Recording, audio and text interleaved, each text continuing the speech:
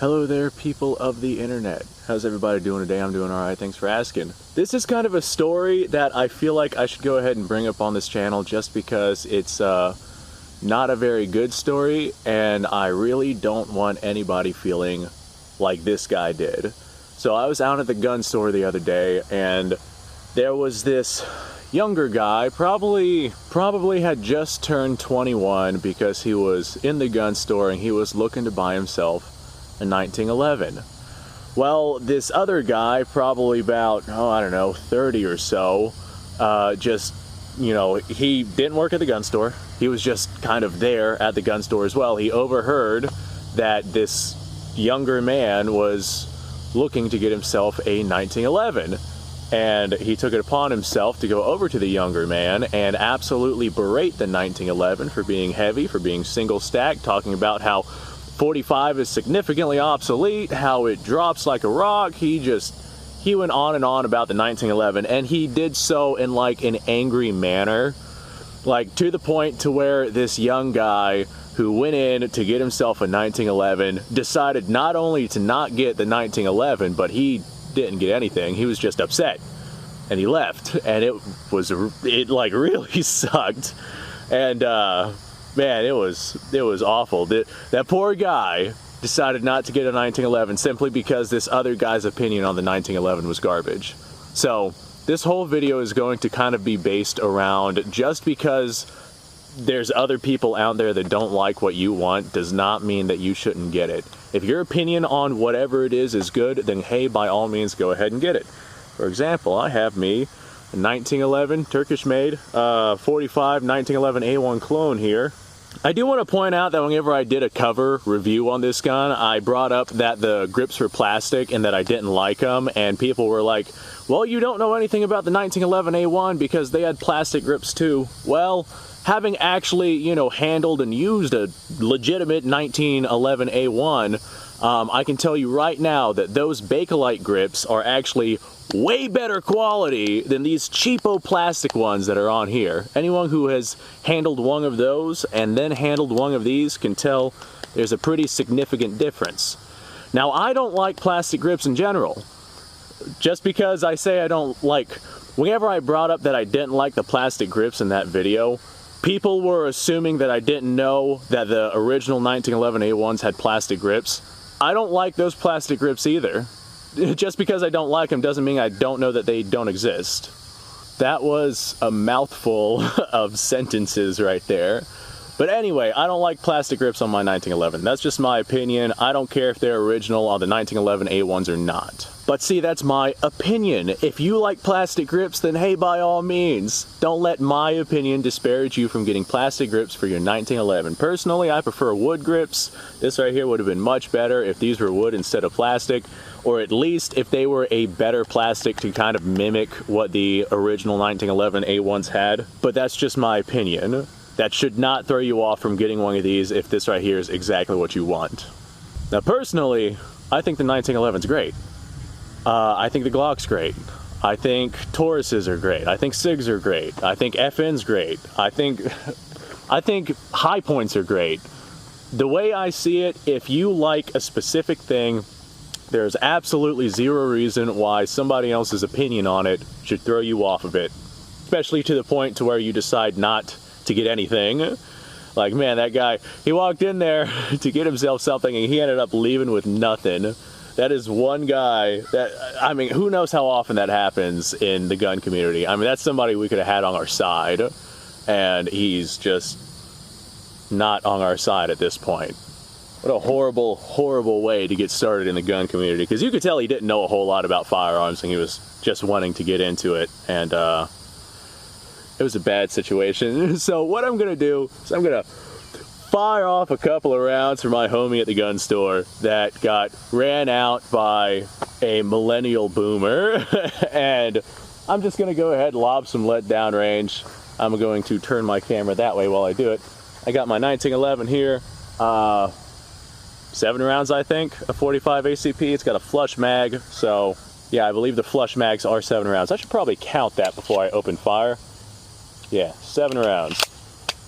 Now, I am not the greatest of shots, but I am at least half decent. I should be able to make a few rounds on target. I'm gonna take my sweet time because I am trying to get more proficient with handguns, so I'm practicing my marksmanship capabilities.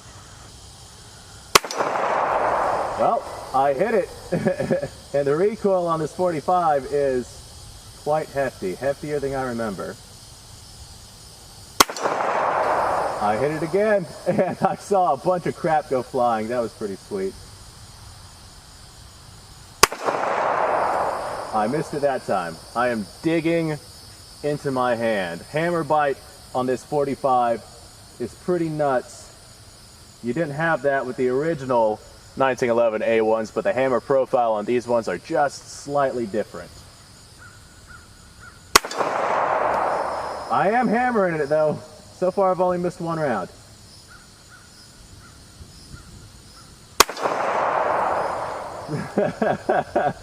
I like how I'm not sure if it's bouncing off target, hitting the ground, because I just see a bunch of crap flying up, but I can hear it hitting the steel. So I'm doing something right here.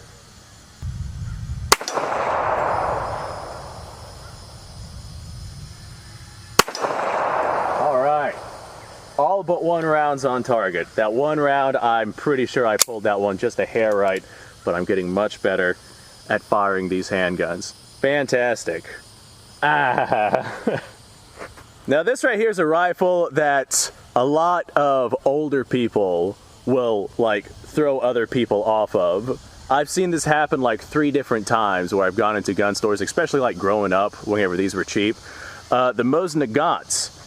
These right here run roughly 300 to 350 bucks for one that hasn't been sporterized, that's in decent shape for a non-collectible.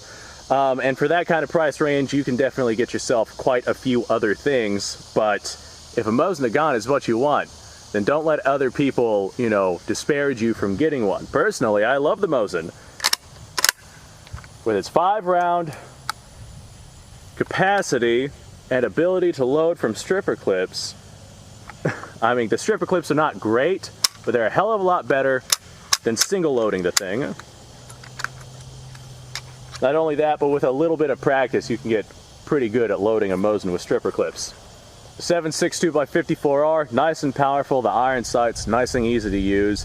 They're not overly expensive, and you're getting a rifle that's going to outlast you. This particular one is from 1943, and it's still running strong. That goes to show just how unbelievably fantastic these rifles are.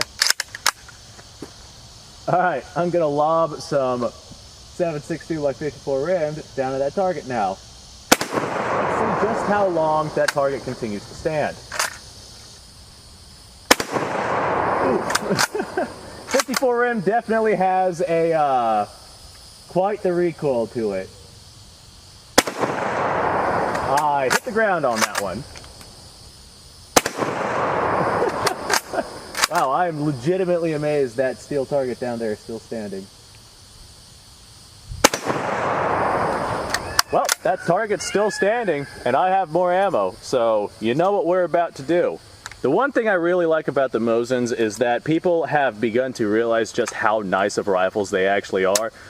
Since they've become collectible and something that is actually sought after by not necessarily the older crowd, because they're still, you know, stuck in their garbage rod ways, but by the people who come to have a legitimate respect for the history of these rifles, where they came from, what they've seen, what they've done, especially the World War II era rifles. I mean, hell, 1943 was a hell of a year for Russia. My God, who knows what this Mosin has gone through. Now, the likelihood of this Mosin having actually seen combat is pretty small. But, I mean, even if it didn't see combat, it saw use somewhere doing something. And I tell you what, man, if this rifle could talk, I'd love to hear its stories.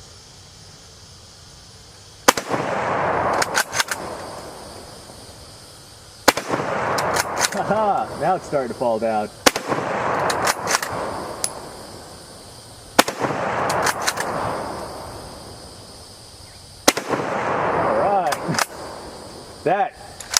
That was awesome.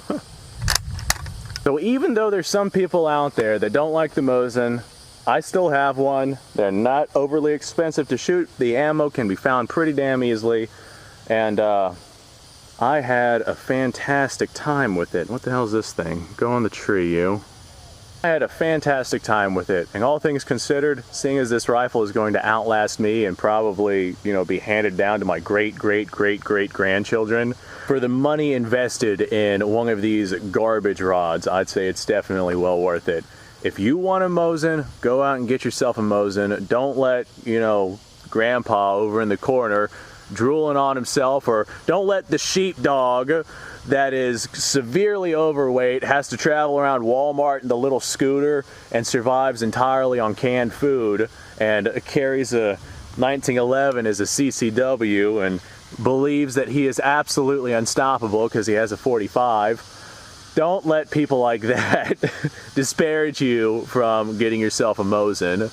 And don't let the newer, you know, Tupperware gun crowd discourage you from getting a 1911. I mean, there's plenty of people out there that are severe Glock fanboys, and they dislike the 1911 because they believe it's obsolete, but if you like it, man, you go for it.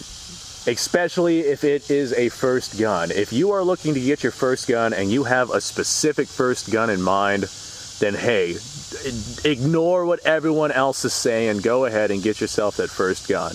That's just my 2 cents on the situation. If anybody else disagrees with me, by all means, I'm listening. I'm sure that somebody's going to complain that, you know, there's better first firearms out there that they could get into firearms with. So, there's better everything that everybody could, you know, get into whatever with. If somebody wants something specific, I say let them get that something specific. They're more likely to get much more into whatever it is that they're doing if their first thing that they're getting in that subject is something that they really like and are passionate about. Anyway, subscribe to the channel for more. I shoot guns out here all the time, as you can see from the car down there. Like the video if you like the video, and down in the description you find a bunch of links. They're all really cool. Now, I guess I'm going to go inside. Sun's starting to go down, still right in my face though. So I'm gonna say, go off, have a fantastic day, and thanks for watching.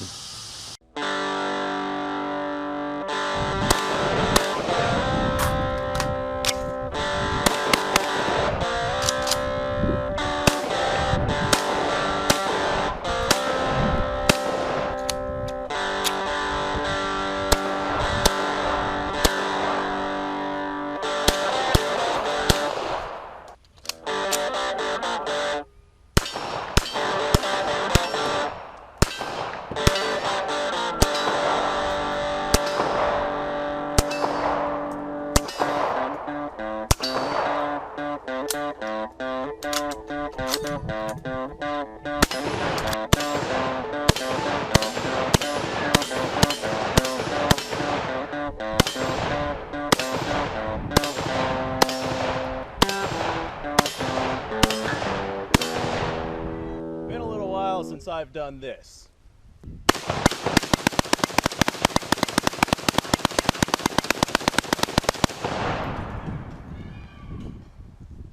Bonnie and Clyde be damned.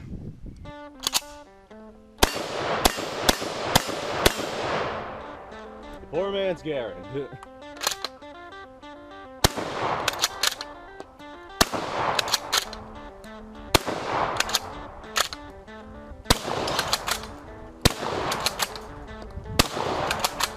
It's a shame that bolt action shotguns aren't more mainstream.